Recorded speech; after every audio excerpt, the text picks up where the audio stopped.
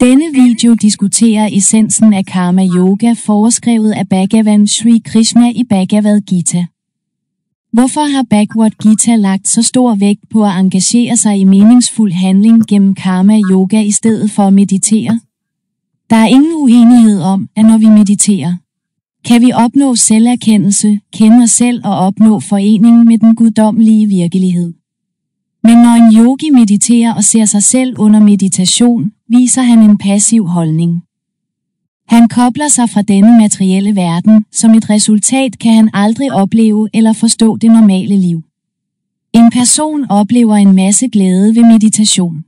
Men når han eller hun vender tilbage til det normale liv fra en meditativ tilstand, må han lide meget smerte og lidelse i dette materielle liv.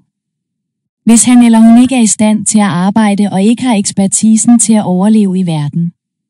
På den anden side kan de, der engagerer sig i handling til glæde for den højeste, opleve glæden ved meditation og samtidig opnå rigdom, opnå fornøjelse, øge arbejdsevner, opnå guddommelig viden og intelligens, se deres sandheder, se universets øverste herre og opnå hengivenhed til skaberen.